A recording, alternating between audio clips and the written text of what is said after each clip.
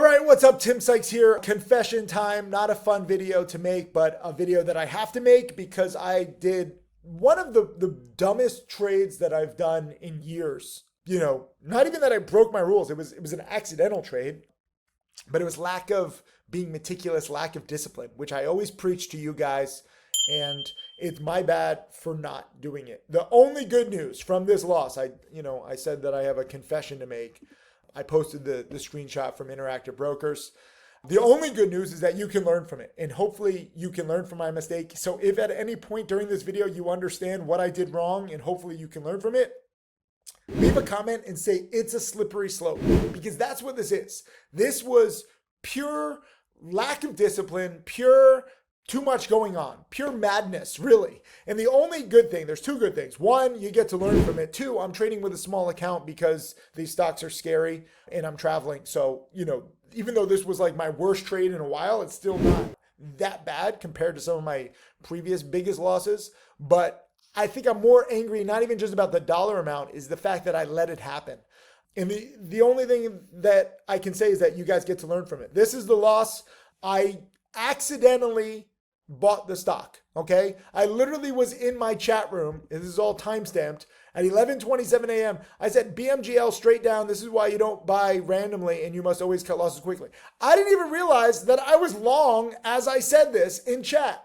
I use Interactive Brokers. I was using the desktop. Now I'm using the phone because I'm traveling and it's just easier. I think I'm going to go back to the desktop because I had closed my software on the phone and I had forgotten that I had an open order. So if you look at my trade, I compounded the mistake by trying to add to my position. But initially I realized that I had gotten executed in the sevens. I didn't even realize that I was long. I think it was like 2,500 shares.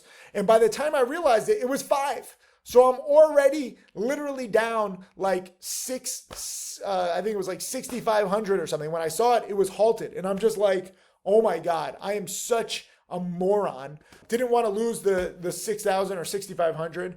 The stock was halted. It was crashing pretty fast. So I tried to dig myself out. That was another mistake that I made. If you ever have an accidental trade, don't try to dig yourself out. Even if you can, it's not worth it, because sometimes, especially lately, like with these volatile plays, you get like these crazy sell-offs, these liquidation type price action plays, and you just don't know where the bottom is. So I was adding in the 4s, I was adding in the 3s, and the thing kept getting halted. Like this was just, I hate trading stocks that get halted. I didn't want to be in this stock in the first place. I wasn't even alerting this because I didn't even mean to buy it. And by the time I realized it, I don't even know what time I got executed. I guess I got executed in here in the 7s. This was the problem. I said potential dip buy on BMGL, but I thought that, it would hold this support here, this little minor support in the 7s. And most certainly I thought that it would hold this support here in the 650s. It hit like the 950s. So if you say, okay, the range is 950 to 650, you want to dip buy at the bottom. I think I should have actually checked the timestamp. I think I bought it somewhere in here. Not that I would have even been able to get out because it halted. I probably would have had to lose $1 a share, best case. But I didn't realize that I had the order in. I didn't realize that I got executed until in here. And by then I was already down, $6,000, $7,000. And I tried to dig myself out by, adding in here and adding in here. And then I panicked at like the worst part, and I just sold it here and here in the 3s. So I did so much wrong, accidentally getting in, trying to dig myself out, and then panicking. Frankly, I deserve this loss. I deserve worse than this loss. And then the worst thing is that I just did a pre-market trade today. I didn't wake up in time. Another undisciplined trade. Obviously, $14,000 loss versus $1,000 loss, it's great difference. But this could have been a profitable trade if I just woke up earlier. And I set my alarm, and I don't remember, but I guess I must have turned off the alarm for 4 a.m. Eastern. I don't like getting up at 4 a.m. Eastern. This was my overnight trade on ALZN. It was spiking last night. It got all the way up to the 530s. I guess had I woken up at 4 a.m., I might have cut my losses anyways. Like this one was just tough, but there was a way if you woke up at, 4 a.m. all the way up till 4:30 in the morning, and let's say you recognize that this thing is a former runner, it can spike again. And let's say, I was in at 495, so I was screwed either way. But let's say you get in on the dip here in the fours, or ideally, on this kiss when it starts spiking. You see this little kiss off 4? So right here at 4:26 a.m., it actually kisses off $4 a share. It's tough to just dip by randomly, but I like this where it kisses off a round number. And when it starts spiking here, I know it's 4:30 in the morning, so very few people are up, but it does spike from 4 up to 5:30, or 5:25. So there was an opportunity to sell for a small profit, but I wasn't awake. I don't even know what I would have done if I had been awake. Had I been awake, I probably still would have cut losses here at 450. But as it turned out, I woke up a little too late and I woke up swearing and I cut my losses at 418. Anyways, between these two trades, accidental trade, tried to dig myself out, panicked at the worst moment, and then not waking up in time, it wipes out all of my May gains. That's the worst part, right? If you look at just June, June just started, okay, I'm down, 15 grand in 2 trading days. But go back to May, where I was relatively disciplined, it wipes away all of my discipline. So that's why the title of this video is how I wasted an entire month of disciplined trading with 2 undisciplined trades. But that's why I want you to leave a comment saying it's a slippery slope. This can happen to anybody, okay? I'm multitasking because I'm always multitasking. I'm teaching, I'm trading, I'm traveling. I was actually, while this BMGL was happening, and I didn't even finish this video lesson, and I have to do the video lesson again. I was actually trying to make a video congratulating Jack Kellogg on making $2 million and Stratty making $50,000 on Friday. Stratty is the lead trainer of Inner Circle. Pumped to see some of you Inner Circle students in Italy in a few weeks. Stratty will be there. Omer will be there. Stratty's at 900,000. Omer's at 950,000. So we have 2 upcoming millionaire students. And I was doing a video recapping Stratty and Jack's webinar when this BMGL situation happened. And I should have saved the video, but I was literally mid-video and I was on my phone and I was I actually definitely should have saved it. That would have been funny because you would have seen my little head in the corner, checking the phone and being I had BMGL. That would have been a messed up screenshot, but this is what happens. And if you ever multitask too much, whether, you're like me and you're making video lessons, that's probably not your multitasking issue. But if you're at school, if you're with family, if you're at a job, you cannot forget about open orders. It's awesome that Stratty made 50,000 and he's over 900,000. It's awesome that Jack made over 2 million and he's over 20 million. But these are meticulous, well-planned traders. I did the opposite. Okay. And then what made it even worse yesterday was that pre-market, I was actually tweeting. I was on my game yesterday, pre-market, but I was on my game to an extent. I did not nail any of these pre-market runners. BMGL, nice 50% pre-market spike. Jack Kellogg and Stratty both nailed it in their challenge webinar. I know a few challenge students, saw that and capitalized. I was really missing LYRA because LYRA, this was yesterday, going from 5 to 40 in 30 minutes. So if you were up yesterday at 7 a.m. and you saw the news, $5 a share, and it would have been tough, right when the news came out here at 7 a.m. But even if you get on the breakout of the day high here at 10, and maybe you think that you're chasing, but literally in 3 minutes, it goes from 10 to 15. I wouldn't mind that 50% profit. Then it goes even more. I missed all of this. And by the time I tweeted about it, you can see I tweeted about this at 7:37 a.m. It was at $31. There really wasn't that much opportunity. So I was pissed that I missed that. Although I tweeted about it, I'm proud of some students who nailed it. And I missed INM. I spiked from the 4s to 9 plus in 4 minutes.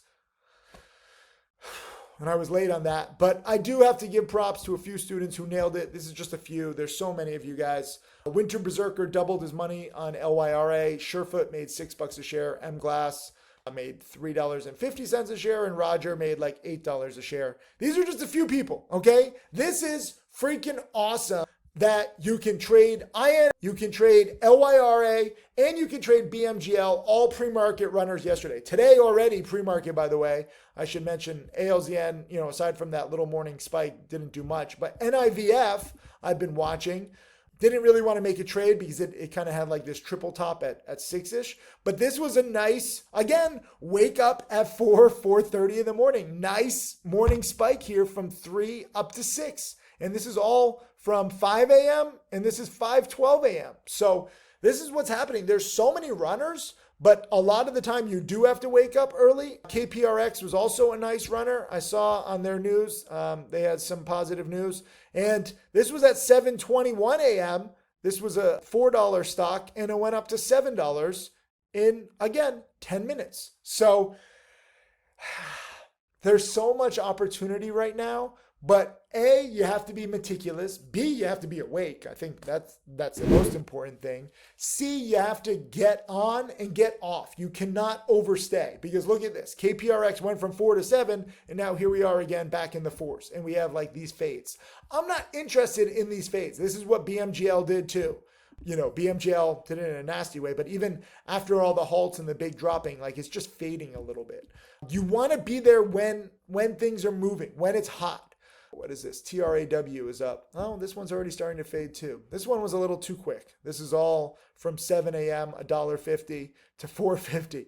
This is in 3 minutes, FYI, guys. 7 a.m. Eastern. A lot of retail brokers open at 7 a.m. Eastern. So if you don't want to get up at 4:30, 5 a.m. Eastern for the true pre-market runners, at least be there for 7 a.m. Eastern. And, you know, right now I'm not even in a trade. I'm in a trading timeout because when you lose big, like you really have to dig down and figure out what's wrong. Like this was so avoidable in many different ways. Number one, never forget when you have an open order, like an open order, whether it's on your phone, whether it's on desktop, no matter what broker, like that is a potential game changer. Okay.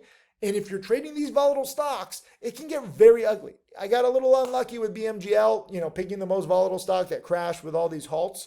But whether it was that one or another one, it still would have been a nasty loss. It might not have wiped out my entire month of May, but either way, I was wrong to forget about an order being open. I compounded the mistake by trying to dig myself out, then taking too big of a position where I saw the dollar amount and I scared myself and then I panicked. So 3 wrongs do not make a right.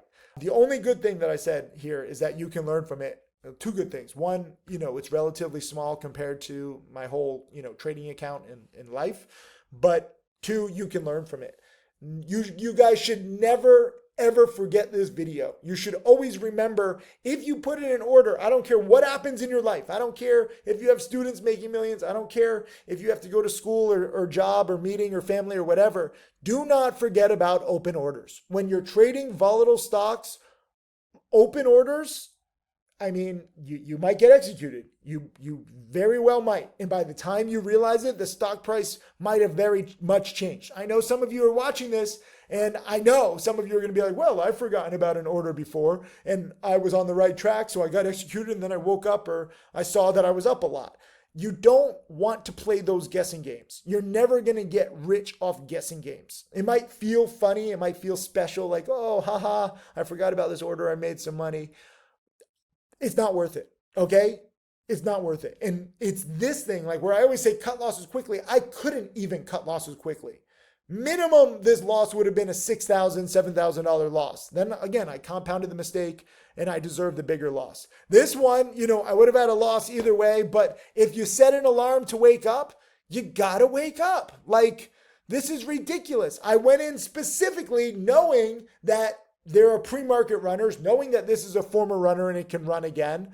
It was a good plan, but I did not wake up in time. And again, even if I had woken up, it probably still would have been a loss, but I would have lost like $500, right? There's always ways to cut losses quicker. There's always ways to minimize your risk. You don't have to have these big losses. You don't have to have this big risk and this big stress in order to be a successful trader. This is all about control. Trading is about control. And on these 2 stocks, I gave up control. And now I've wiped away literally a months of good, hard, disciplined trading work. And that's the price that I pay.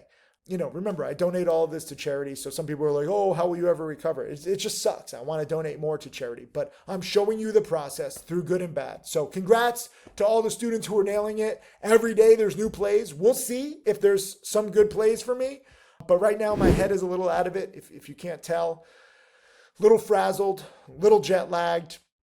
really just frustrated. And I think that's a common occurrence in trading. Like you'll probably be frustrated at some point in your career, but all you can do is come back with a disciplined trade. If I do trade today, it will be with a small size and I'll just try to be disciplined. It won't be about how much money I can make. It's like, can I come back with a disciplined trade? If you ever get undisciplined on a trade, come back with a disciplined trade. The best revenge is massive success. You might have heard this, right? The best vengeance for me against a lack of discipline, which I clearly demonstrated, not just in one trade, but two trades in many different ways from entry to exit on both.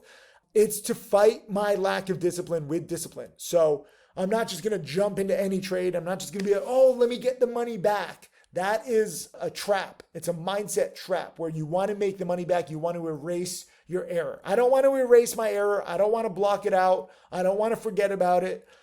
Please share this video on social media so more people can see it. I'll post it online. Share this with your followers. Share this with your friends. Share this with your family.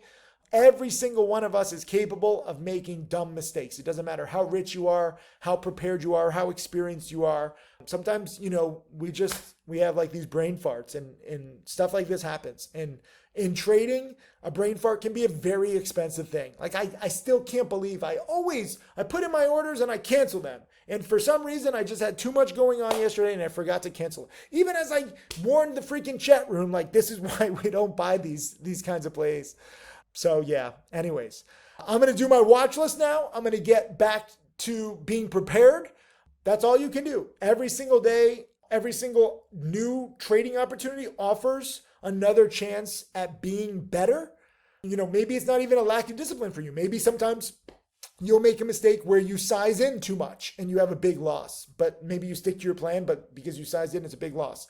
All you can do is come back on the next trade and the next trade, and you string together good trade after good trade. Jack Kellogg, let me just close with this. I'll close on a happy point.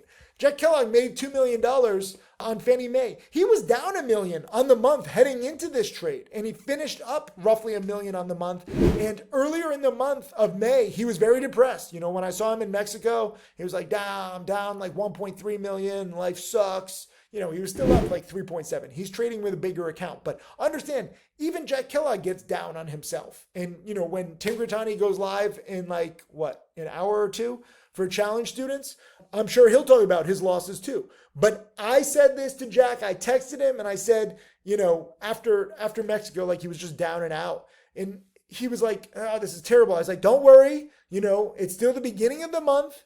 Just keep chipping away at your big loss, and by the end of the month, you might even turn green. I didn't know he was going to have his biggest trade ever. The setup was there, and he capitalized on it. But he literally followed those instructions. He did not give up. He kept chipping away at I think he was down 1.3 million at one point. He kept chipping away at his losses, and then he waited for the big setup, and then he turned green on the month. So, when you look at my trades, man, this is embarrassing, okay?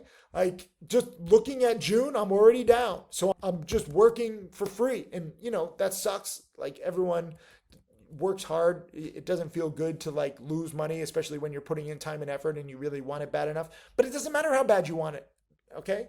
It matters how bad you want it, plus how well you execute. And I want success. I want profits, but I did not execute and I paid the price. Am I down and out? Am I going to give up trading? Am I so discouraged? No. I'm going to be patient. I'm going to be disciplined. I recognize that trading is a slippery slope. Please seriously leave that comment below. Say, this is a slippery slope. Say, thank you for showing you the slippery slope. I slid down the slope so that you don't have to. But I'm going to keep taking it trade by trade. And I'm going to come back. I don't know if I can turn this around green on the month. I'm not trying to get it all back in one piece. I'm just focused on taking solid trade after solid trade to make up for these two lack of solid trades. And that's all you can do. Take it day by day, week by week, month by month, year by year. One solid trade at a time. I'll see you guys in chat. Leave a comment below. Let me know your thoughts. Hopefully my dumbass mistake can help you learn what not to do. Stay positive. Study hard.